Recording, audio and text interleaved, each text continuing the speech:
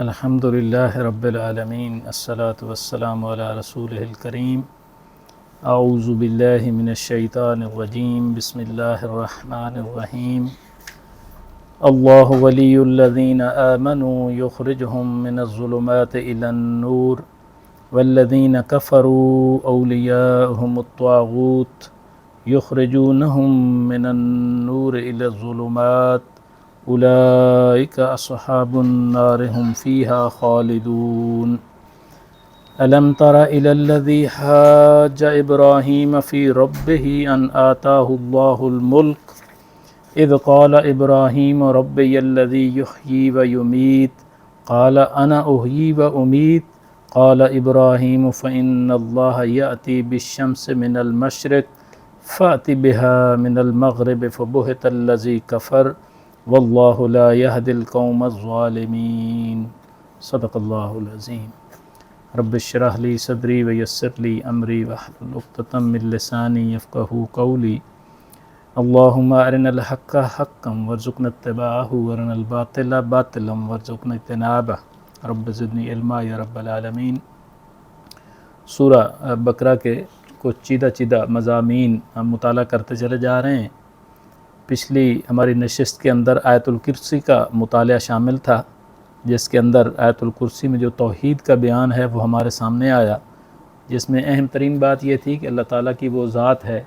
جس کے سوا کوئی معبود نہیں ہے۔ بنیاد کیا ہے کہ وہ الحی ہے، القیوم ہے، کہ وہ اپنی ذات میں خود زندہ ہے، جبکہ باقی ساری جتنی چیزیں ہیں سب کو وہ زندگی دینے والا ہے، اور وہ اپنی ذات میں خود قائم و دائم ہے اور باقی چیزوں کو وہ قائم رکھے ہوئے ہے۔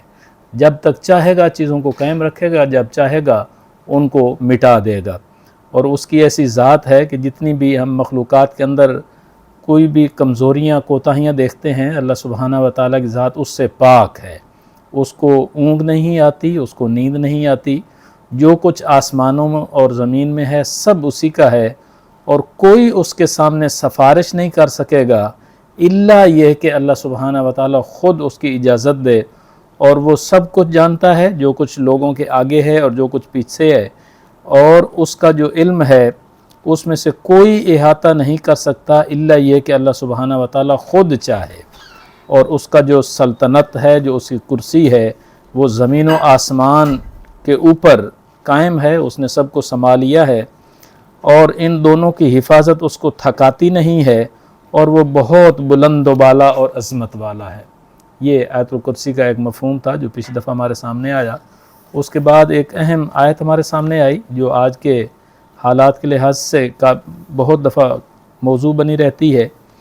جس میں تھا کہ لا اکراہ فی الدین، کہ دین کے اندر کوئی زبردستی نہیں ہے۔ تو یہ بنیادی طور پہ کیا ہے کہ دین اختیار کرنے میں کوئی زبردستی نہیں ہے، اور ہم دیکھتے ہیں کہ رسول اللہ صلی اللہ علیہ وسلم کی پوری سیرت بھی اور اس کے بعد بھی کسی کو زبردستی اسلام میں داخل نہیں کیا جاتا، کہ ان کے سامنے جو ہے وہ دعوت اور تبلیغ اور اسلام کے احکامات اور ایمان کی جو شرائط ہیں وہ پیش کر دی جاتی ہیں۔ جس کا دل چاہتا ہے اس کو اختیار کرتا ہے، اور جس کا دل نہیں چاہتا اسلام اس کو پروٹیکشن دیتا ہے کہ جو اپنے دین پر، کفر کے دین پر، یہودیت عیسائیت کے دین پر قائم رہنا چاہتے ہیں تو اسلامی شریعت اور اسلامی اسٹیٹ جہاں قائم ہوگی وہ ان کو پروٹیکشن دے گی۔ ہاں، ان کو جو ہے وہ لمیٹڈ آزادی ہوگی کہ اپنا مذہب پریکٹس تو کر سکتے ہیں اپنے درمیان، لیکن اس کی پریچنگ نہیں کر سکتے۔ تو یہ ایک غلط فہمی ہے کہ جس میں ہماری جو اصل چیز ہے وہ دین کی جو چوٹی ہے، جسے جہاد و قتال فی سبیل اللہ کہتے ہیں، اس کے ساتھ اس کو گڈمڈ کیا جاتا ہے کہ انفرادی سطح کے اوپر کسی کے لیے کوئی زور اور زبردستی نہیں ہے کہ کسی کو مجبور کر کے اس کو دین میں داخل کیا جائے۔ ہاں، جو اجتماعی نظام عدل ہے وہ ہم دیکھتے ہیں کہ پچھلے انبیاء کی تاریخ بھی قرآن مجید نے بیان کی، اور وہ ہسٹری جو کہ ریٹن ہسٹری ہے جہاں تک ہماری رسائی حاصل ہے اس کو بھی ہم دیکھتے ہیں۔ تو اس کے لیے یہ ہے کہ جو اجتماعی نظام عدل ہوتا ہے اس کو زبردستی کنٹرول کیا جاتا ہے، ورنہ جو پریولیج کلاس ہوتی ہے اور جو حکمران ہوتے ہیں وہ کبھی بھی اس کو چھوڑ کے سرنڈر نہیں کرتے۔ تو گویا اسلام کے اندر دو لیول ہیں کہ جو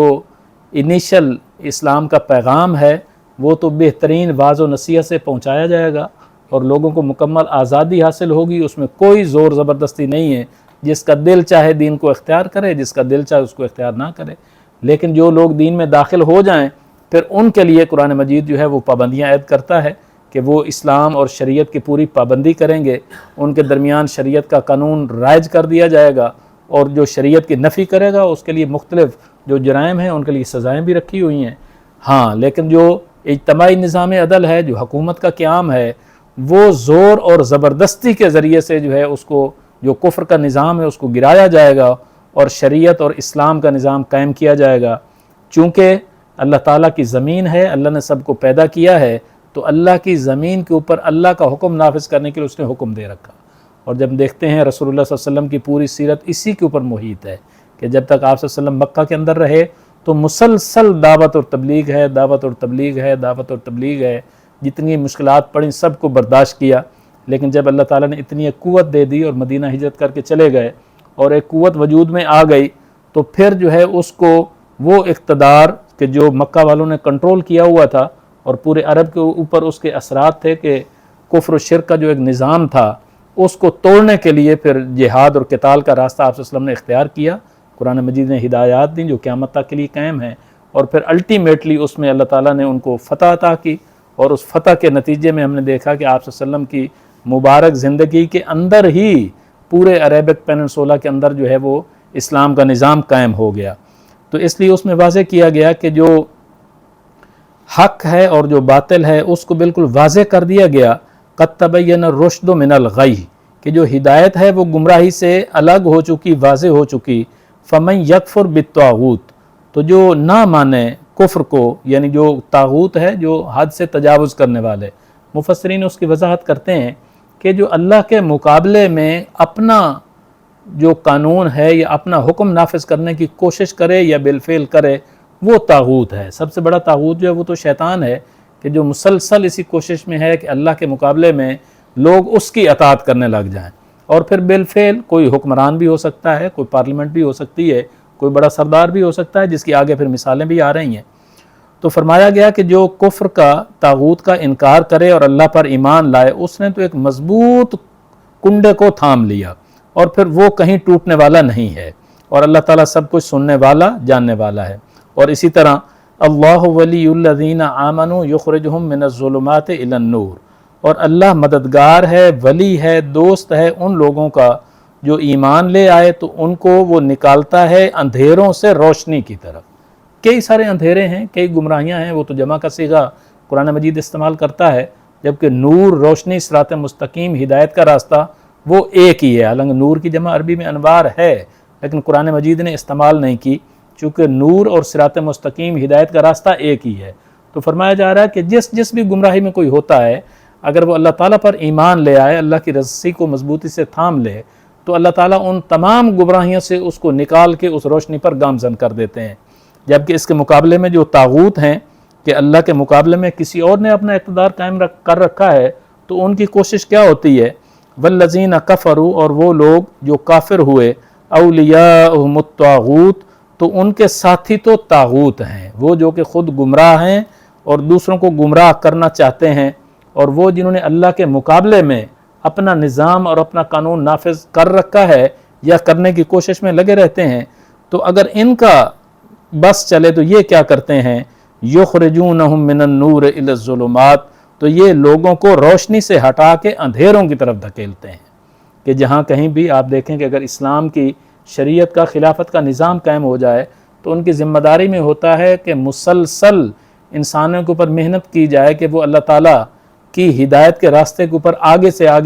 آگے بڑھیں اور گمراہیوں سے بچتے چلے جائیں۔ اور اس کے مقابلے میں طاغوت کی حکومتیں جو آج تقریباً پوری دنیا میں قائم ہیں، تو ان کی کوشش ہوتی ہے کہ دین کے راستے سے لوگوں کو ہٹایا جائے اور گمراہیوں میں دھکیلا جائے۔ تو وہ ہم دیکھتے ہیں جتنی بھی بڑی حکومت ہو، کوئی اپنے آپ کو جو بہت بڑی جمہوریت کہے یا کوئی کیپٹلسٹ کہے یا کوئی اور نام دیں، جس طرح کی بادشاہیاں موجود ہیں، لیکن ان کی کوششیں کیا ہیں کہ انسانیت جو ہے ان کو گمراہیوں میں دھکیل دیا جائے، بے حیائی، فحاشی، عریانی، اور کس طرح سے پورے کے پورے جو ہے وہ دنیا کے اندر اس وقت سود کی معیشتیں سب کو لپیٹ میں لے رکھا ہے۔ اور اسی طرح باقی جو معاملات ہیں کہ انہوں نے فیصلہ کر لیا کہ کسی بھی اجتماعی معاملے کے اندر کسی شریعت کا کسی آسمانی وحی کا کوئی عمل دخل نہیں ہوگا جس کو آج کی دنیا سیکولرزم کے نام سے جانتی ہے، اور ہر جگہ کفار کے ہاں تو تھا ہی، مسلمانوں کے ملکوں میں بھی آہستہ آہستہ یہ رواج پڑ گیا کہ جو اکثریت چاہے گی وہ فیصلہ کر دیا جائے گا، بے شک قرآن و سنت کے خلاف ہو، اور وہ بڑھتے بڑھتے فیصلے کہاں پہنچ گئے ہمارے سامنے ہے کہ پاکستان کے اندر بھی یہ ہو گیا کہ مرد سے مرد کی شادی کرانا اور عورت سے عورت کی شادی کرانا، اس کو بھی جو ہے وہ عام کرتے چلے جا رہے ہیں اور کوشش کر رہے ہیں کہ یہی نظام آ جائے۔ تو یہ وہ طاغوت کی خرابیاں ہیں کہ اگر اس کی حکمرانی آ جائے گی تو وہ پھر اس طرح سے لوگوں کو روشنی سے نکال کے اندھیروں میں دھکیل دیں گے۔ اولئک اصحاب النار، تو یہی وہ لوگ ہیں جو آگ والے ہیں، دوزخ والے ہیں۔ یہاں تو پتہ نہیں چلتا، یہاں تو سویلائزیشن کے نام پہ وہ چیزیں پھیلاتے چلے جاتے ہیں اور دنیا اور لوگ ان کو اختیار کرتے چلے جاتے ہیں، لیکن حقیقت یہی ہے کہ جو اسلام کے مقابلے میں کوئی بھی طرز زندگی اختیار کرے گا، وہ کسی کا دیا ہوا نظام ہو، تو فرمایا یہ وہ لوگ ہیں جو آگ والے ہیں، ہم فیہا خالدون، اور ہمیشہ ہمیش ان کے اندر رہیں گے۔ تو بہت پرانی تاریخ سے اگلی آیت میں ایک مثال ہمارے سامنے بیان کی گئی کہ حضرت ابراہیم علیہ السلام اپنے وقت میں کھڑے ہوتے ہیں، اللہ کے نبی ہیں، تو ہر طرف طاغوت کی حکومت ہے کہ جو ہے جن بادشاہوں کے نام لیے جاتے ہیں کہ نمرود خاندان عراق کے اوپر جو ہے قابض تھا، اور وہ خود سارے بت پرست تھے، اپنے مجسمے بنوا کے پوجا کراتے تھے، اور بت پرستی پھیلی ہوئی تھی اور مسلسل اسی کو رواج دیا چلا جا رہا تھا۔ تو وہ اللہ کا بندہ جس کو اللہ تعالیٰ نے ایمان عطا کیا، اس کی ذمہ داری ہے کہ اس طاغوت کے مقابلے میں کھڑا ہو جائے۔ تو ابراہیم علیہ السلام اکیلے کھڑے ہو گئے، اور پھر جو ہے وہ جو ان کے معاملات ہیں وہ تو پورے قرآن مجید میں پھیلے ہوئے ہیں کہ کیسے انہوں نے بت توڑ دیے اور کس طرح سے اپنے باپ کے ساتھ میں مکالمہ کیا، اور جو ہے پھر یہ مکالمہ بادشاہ کے سامنے ہے، اور پھر جب وہاں بھی یہ نہیں مانے تو الٹیمیٹلی پھر آگ میں ان کو پھینکنے کی کوشش کی گئی، پھر اللہ تعالیٰ نے اپنی خاص رحمت سے آگ کو ان کے لیے جو ہے وہ گلزار بنا دیا۔ تو یہاں اس ایک طاغوت کے سامنے ابراہیم علیہ السلام کے کھڑے ہونے کا تذکرہ ہے۔ الم تر الی الذی حاج ابراہیم، کیا دیکھا آپ نے اس شخص کو جس نے جھگڑا کیا ابراہیم علیہ السلام سے، فی رب ہی، اس کے پروردگار کے بارے میں، کس لیے، ان آتاہ اللہ الملک، اس لیے کہ اللہ نے اسے بادشاہی عطا کی تھی۔ انسان جو ہے وہ عام طور پر غرے میں اس وقت آتے ہیں جب اللہ تعالیٰ ان کو کچھ ایسے جو ہے وہ اختیارات دے دیتا ہے اور دنیا کی شان و شوکت عطا کر دیتا ہے، تو عام طور پہ لوگ جو ہیں وہ اپنی حدود سے باہر نکل جاتے ہیں۔ تو ایسے ہی ایک کردار کا یہ تذکرہ ہے جس کا نام نہیں لیا گیا، تو مفسرین اس کا نام جو ہے نمرود بیان کرتے ہیں، چونکہ ابراہیم علیہ السلام کے زمانے میں تاریخ یہی کہتی ہے کہ اس وقت جو بادشاہ عراق کے چل رہے تھے، بہت بڑی سویلائزیشن تھی اس وقت، عراق کی اپنے زمانے کی سپر پاور تھی، تو ان کا جو بادشاہ ہے اس نے ابراہیم علیہ السلام کو طلب کیا اور ان سے بحث مباحثہ کرنے لگا کہ تعارف کراؤ کون ہے تمہارا رب جس کا تم پرچار کرتے ہو، میرا انکار کرتے ہو۔ تو اس لیے کہ اس کے پاس قوت تھی، اللہ نے اس کو بادشاہی عطا کر رکھی تھی۔ اذ قال ابراہیم، جب ابراہیم علیہ السلام نے کہا رب الذی یحیی و یمیت، کہ میرا پروردگار تو وہ ہے جو زندگی دیتا ہے اور موت دیتا ہے، وہی صفات جو پیچھے آیت الکرسی میں ہم پڑھائیں کہ اللہ کی تو وہ شان ہے کہ وہ زندگی دیتا ہے اور موت دیتا ہے۔ قال انا احیی و امیت، تو اس نے کہا کہ میں بھی زندہ کرتا ہوں اور مارتا ہوں۔ اس نے بات کو جو ہے وہ دوسری طرف غلط سائڈ پہ لیا، اور جو ہے مفسرین نے لکھا کہ اس نے ایک وہ قیدی جس کو سزائے موت ہو چکی تھی اس کو رہا کر دیا، اور بے گناہوں کو پکڑا اور قتل کر دیا، کہتا دیکھا یہ فیصلہ تو میں بھی کر لیتا ہوں کہ جو ہے وہ جس کی موت مقرر تھی اس کو زندگی دے دی ہے، اور جو زندہ تھا اس کو میں نے موت کے گھاٹ اتار دیا۔ تو ابراہیم علیہ السلام نے جب دیکھا کہ یہ غلط حجت بازی پہ آ گیا ہے، تو یہ بھی ہمارے لیے بہت بڑی اس کے اندر جو ہے رہنمائی ہے کہ جہاں کہیں بھی واعظ و نصیحت کرنی ہو اور جب دیکھیں کہ اگلا بندہ جو ہے وہ ایسے ہی بحث در بحث میں پڑھنا چاہتا ہے تو اوائڈ کریں۔ اللہ تعالیٰ کی بے شمار مخلوقات ہیں، بے شمار نشانیاں ہیں، ایک کو چھوڑیں اگلی بات پہ چلے جائیں۔ تو پھر ابراہیم نے اس سے کہا، قال ابراہیم علیہ السلام نے فرمایا، فإن اللہ یأتی بالشمس، کہ بے شک اللہ تعالیٰ سورج کو لاتا ہے، من المشرق، مشرق سے، فاتی بہا من المغرب، تو پس تو اسے مغرب سے لے آ، کہ تو اگر کہتا ہے کہ میں بھی بادشاہ ہوں اور میں الہ ہوں تو پھر ایسا کر دے کہ اللہ تعالیٰ کی ذات جو ہے وہ تو سورج کو مشرق سے نکالتی ہے، تو مغرب سے نکال۔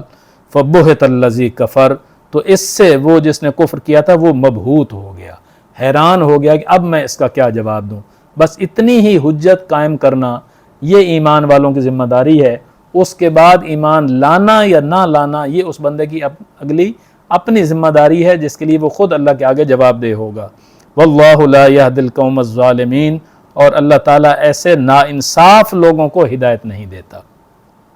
इसी तरह की अगली मिसाल जो है अगली आयत के अंदर वो एक बयान की गई है कि अल्लाह ताला किस तरह ज़िंदगी देते हैं और किस तरह मौत देते हैं, और आखरत में भी, चूँकि अल्लाह ताला आखरत के मालिक हैं और कायम करने वाले हैं, उस दिन कैसे लोगों को ज़िंदा किया जाएगा। और जो मौत है वो तो हमारे सामने आती रहती है, जिसको आज की बहुत सारी दुनिया जो है वो हवादिस से ज़माना समझती है कि बस ये एक्सीडेंट हुआ तो फौत हो गया, इसका तो हार्ट बंद हुआ तो फौत हो गया, और ये हो गया वो हो गया, और उनका ख्याल नहीं जाता कि अल्लाह सुब्हानहू व तआला की ज़ात है जो कंट्रोल करने वाली है। तो ये अगली मिसाल बयान फरमाई, औ कल्लज़ी मर्रा अला करिया, या उस शख्स की मानंद के जो गुज़रा एक बस्ती से, वहिया खावियतुन अला उरूशिहा, वो जो कि गिरी पड़ी थी अपनी छतों के बल। तो इसमें मुफस्सिरीन ने लिखा कि ये जिक्र किया जा रहा है उस बस्ती का जो फ़लस्तीन की बस्ती है जिसे यरूशलेम कहते हैं, कि उस वक्त जो है वो बुख्त नसर ने उसको तबाह बर्बाद कर दिया था और उसकी ईंट से ईंट बजा दी थी, और कलीसा जो हज़रत सुलेमान अलैहिस्सलाम ने तामीर किया था उसको भी गिरा दिया था। तो हज़रत उज़ैर अलैहिस्सलाम जो अल्लाह के नबी थे, उनका वहाँ से गुजरा, तो उन्होंने देखा कि क्या हाल हो गया और कैसे जो है ये कब बस्ती आबाद होगी और कैसे अल्लाह ताला इनको खड़ा करेगा और क्या मामला होगा। तो बस उनका ये सोचना ही था, तो अल्लाह ताला ने उनके ऊपर जो है वो ऐसी मौत या नींद की कैफियत तारी कर दी कि 100 साल उसी के अंदर जो है वो रहे, और फिर अल्लाह ताला ने उनको जगाया और फिर पूछा, कॉल, तो इन्होंने कहा, अन्ना युहयी हाज़िहिल्लाहु बादा मौतिहा, कि कैसे अल्लाह ताला ज़िंदा करेगा इस बस्ती को इसकी मौत के बाद, कि जहाँ जो है सारे मकी उसके, कहा जाता है कि उसने 6 लाख यहूदियों को कत्ल कर दिया था और बाकी 6 लाख को हाँक के ले गया था और अपने ग़ुलाम बना लिया और कैदों में डाल दिया, और पूरे का पूरा शहर जो है वो गिरा दिया और वीरान कर दिया। तो उससे इनको ये ख्याल आया, फ़अमातहुल्लाहु मियत आमिन, तो बस उसको मौत तारी कर दी उसके ऊपर अल्लाह ताला ने 100 साल के लिए। सुम्मा बासा, और फिर उसे उठाया और फिर उससे पूछा, क़ाल कम लबिस्ता, पूछा कि तू कितनी देर रहा, यानी इस नींद की हालत में या मौत की हालत में। क़ाल, तो उसने जवाब दिया, लबिस्तु यौमन औ बाज़ यौम, कि मैं रहा एक दिन या दिन का कुछ हिस्सा। यानी जब इंसान मौत के मुंह में चला जाता है तो नींद जो है, चूँकि मौत की बहन है, जब आप नींद में जाते हैं और बहुत ज़्यादा थकावट हो और आपको गहरी नींद अगर आ जाए तो फिर उसमें अगर 10-12 घंटे भी सोते रहें तो जब आप उठते हैं तो आपको ये नहीं लगता कि मैं 12 घंटे सो जाऊँ, यही लगता है कि घंटा 2 आधा घंटा सो गया होऊंगा। तो ऐसे ही उनको पूरे 100 साल की नींद जो है वो ऐसे लग रही है कि जैसे एक दिन या दिन का कुछ हिस्सा सो जाऊँ। तो फिर अल्लाह सुब्हानहू व तआला ने फरमाया, क़ाल बल लबिस्त मियत आम, नहीं बल्कि तू जो है वो तो 100 साल तक इसी हालत में रहा, सोता रहा। फंजुर इला तामिका व शराबिक, ज़रा देखो अपने खाने की तरफ और अपने पीने की तरफ, लम यतसन्ना, कि उसमें सड़ा ज़रा भी कोई सड़ांट पैदा नहीं हुआ, वो गला सड़ा नहीं है। अल्लाह ताला की शान है, कुदरत है कि वो जा रहे हैं, उनके पास खाना भी है, गधे पर सवार हैं, एक दरख्त के नीचे आराम करते हैं और वो अपना खाना पीना जो भी है वो दरख्त की टहनी के साथ बांध देते हैं और ख़ुद लेट जाते हैं। इनके ऊपर भी 100 साल का ज़माना गुजर गया, गधे के ऊपर भी 100 साल का ज़माना गुजर गया, बाकी जो पूरा एनवायरनमेंट है उसके ऊपर भी 100 साल का ज़माना गुजर गया, और वो खाने पीने की अशिया जो उन्होंने लटकाई हैं उसके ऊपर एक लम्हा नहीं गुजरा कि वो खाना उसी तरह फ्रेश है और उसके अंदर जो है कोई सड़ांट पैदा नहीं हुआ, और पीना भी उसी तरह से फ्रेश है। ये अल्लाह की शान है। वंजुर इला हिमारिक, कि देखो ज़रा अपने गधे की तरफ, वाले नज अला का आयतल लिन्नास, और हम तुझे भी बनाएंगे लोगों के लिए एक निशानी। वंजुर इलाल इज़ाम, और देखिए ज़रा हड्डियों की तरफ, कैफ़ नुनशिज़ुहा, हम कैसे इनको जोड़ते हैं, सुम्मा नक्सूहा लहमा, और फिर इनके ऊपर हम गोश्त पहनाते हैं। कि आप कह रहे थे कि ये बस्ती जो है वो कैसे दोबारा ज़िंदा होगी और अल्लाह ताला कैसे मुर्दों को ज़िंदा करते हैं, कैसे आबाद करते हैं। तो ज़रा अपने गधे की हालत देखो कि क्या उसका मामला हो चुका है, और फिर देखो कि कैसे हम ज़िंदा करते हैं कि उसकी हड्डियाँ जो है उसके सामने जुड़ती हैं और वो जो है वो एक पिंजर बनता है, फिर उसके ऊपर गोश्त चढ़ता है, और जो है उनकी आँखों के सामने वो जीता जागता गधा बन के खड़ा हो जाता है, और वो अपनी आँखों से देख लेते हैं कि अल्लाह ताला ऐसे मुर्दों को ज़िंदा करेंगे। क़यामत के ऊपर जो है वो कोई फ़िज़िकल दलील नहीं बनती, कोई साइंस साबित नहीं करती कि दोबारा मरने के बाद ज़िंदा भी हुआ जा सकता है। इस तरह की चंद निशानियां हैं जो अल्लाह सुब्हानहू व तआला ने हमारे सामने जो है वो बयान फरमा दी हैं। ये वाक़या है आगे जो इब्राहीम अलैहिस्सलाम के परिंदों का वाक़या है, असहाब काफ़ का वाक़या है। कुछ चंद एक चीज़ें ऐसी अल्लाह सुब्हानहू व तआला ने बयान फरमा दी हैं जो तारीख़ का हिस्सा हैं, जिनको देख से ये यकीन आता है कि हाँ अगर ये होता है तो ये भी लाजमन हो जाएगा कि अल्लाह ताला तमाम इंसानों को दोबारा खड़ा कर देंगे। तो इसी तरह से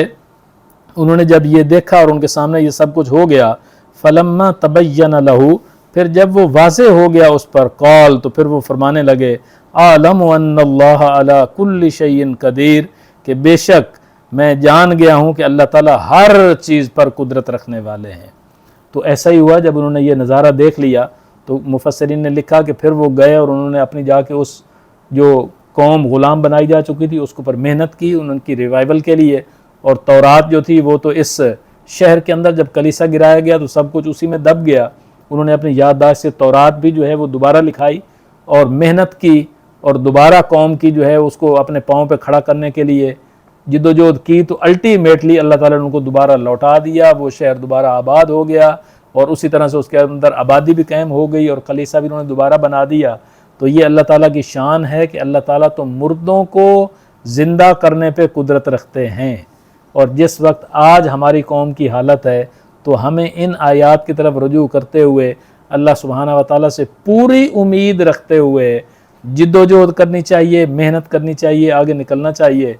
कुछ बईद नहीं है कि अल्लाह ताला हमारी कौम को भी उसी तरह से दोबारा ज़िंदा कर दे जैसे इनको ज़िंदा किया। और अल्लाह ताला मुर्दों को दोबारा ज़िंदगी देने के ऊपर पूरी कुदरत रखने वाले हैं। ये अल्लाह सुब्हाना व तआला की वो सिफ़ात हैं जो कि आयतुल कुर्सी में हमारे सामने आई हैं। इसी तरह से अगली आयत के अंदर जो है वो इब्राहीम अलैहिस्सलाम का दूसरा वाक़या है, वो भी इसी से मुतल्लक़ का है कि अल्लाह ताला किस तरह क़यामत वाले दिन ज़िंदा करेंगे। तो इब्राहीम अलैहिस्सलाम फरमाने लगे अल्लाह रब्बुल आलमीन से, व इज़ क़ाल इब्राहीम, और जब इब्राहीम अलैहिस्सलाम ने कहा रब्बि अरनी कैफ़ तुह्यिल मौता, आए परवरदिगार ज़रा दिखा तो सही कि तू मुर्दों को कैसे ज़िंदा करता है या ज़िंदा करेगा। क़ाल अवलम तुमिन, तो अल्लाह पाक ने फरमाया क्या इब्राहीम तू ईमान नहीं रखता। तो इब्राहीम अलैहिस्सलाम ने जवाब दिया क़ाल बला, क्यों नहीं, वलाकिन लियत्मइन्न क़ल्बी, बल्कि सिर्फ इसलिए कि ताकि मुझे इत्मीनान क़ल्ब हासिल हो जाए। अंबिया का ख़ास मामला होता है, हमारे लिए जो है वो तो इल्मुल यकीन कहा गया कि आपके सामने इल्मी तौर पे चीज़ें बयान की जाएंगी और आपने उन्हीं के ऊपर यकीन करना है और ईमान हासिल करना है। अंबिया को अल्लाह सुब्हाना व तआला ख़ास तौर पर जो गैब की कुछ बातें मुशाहिदा कराते हैं ताकि जो अंबिया हैं वो पूरे जो है जिसे कहते हैं कि ऐनुल यकीन के साथ वो बात जो है वो लोगों के सामने रख सके। तो ऐसा ही हज़रत मूसा अलैहिस्सलाम को भी निशानियाँ दिखाईं, आप सल्लम को जो है वो मेराज पे बुलाया गया, वहाँ निशानियाँ दिखाईं। इब्राहीम अलैहिस्सलाम की इस निशानी का तज़किरा है कि वो फरमा रहे हैं कि मैं बस अपने दिली इत्मीनान के लिए चाहता हूँ ज़रा पता चले कि आप कैसे ज़िंदा करते हैं। तो अल्लाह सुब्हाना व तआला ने फरमाया फ़ख़ुज़ अरबतम मिनत तैर, तो ज़रा पकड़ो 4 परिंदे, फ़सुरहुन्ना इलैक, तो फिर उनको अपने साथ हिला लो। यानी परिंदे जिनके साथ आप जो है वो खिलाते पिलाते हैं, उनकी परवरिश करते हैं, तो फिर वो आपके बन जाते हैं, फिर आप उनको बुलाते हैं तो फिर आपकी तरफ आ जाते हैं। तो फरमाया कि ये कर लो।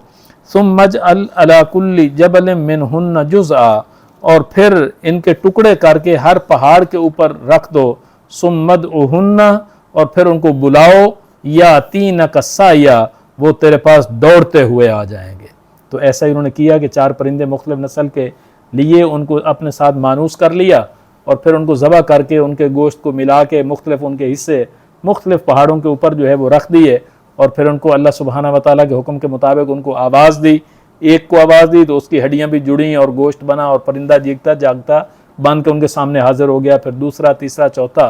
तो जब इनके सामने ये सब कुछ हो गया, वालम, तो अल्लाह सुब्हाना व तआला ने फरमाया कि जान रखिए इन्नल्लाह अज़ीज़ुन हकीम, कि बेशक अल्लाह ताला ज़बरदस्त है, हिकमत वाला है। कि सारे मामलात जो हैं उसने अगर आखिरत हमसे पोशीदा रखी है, मुर्दों को ज़िंदा करना, तो उसमें बहुत बड़ी हिकमत है। वरना अल्लाह ताला जिसको जब चाहें ज़िंदा कर दें।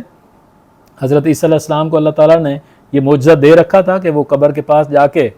कहते थे कि अल्लाह के हुक्म से खड़ा हो जा, तो वो मुर्दा खड़ा हो जाता था। तो ये चंद मिसालें जो हैं अल्लाह सुब्हाना व तआला ने हमारे सामने बयान फरमा दी उस आयतुल कुर्सी की तशरीह के लिए कि कैसे अल्लाह ताला की ज़ात जो है वो अल हई अल क़य्यूम है और किस तरह से जो तागूत हैं उनके सामने आपको खड़े होना है और कभी मायूस नहीं होना और मेहनत करनी है। अल्लाह ताला की ज़ात जो है वो तो मुर्दों को ज़िंदा करने पे पूरी कुदरत रखते हैं। उसके बाद जो है फिर अल्लाह ताला के रास्ते में ख़र्च करने के लिए अगले 2 रुकू मुसलसल बयान है। फिर जो है वो आगे एक रुकू सूद के ऊपर है और फिर जो है वो तिजारत के ऊपर है। انشاءاللہ اگلی نشستوں میں ان کے اوپر جو ہے وہ کوشش کریں گے معنی مفہوم سمجھنے کے لیے۔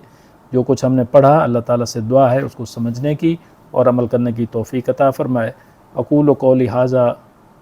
قولی ھذا واستغفر اللہ لی ولکم ولسائر المسلمین والمسلمات، جزاکم اللہ خیر۔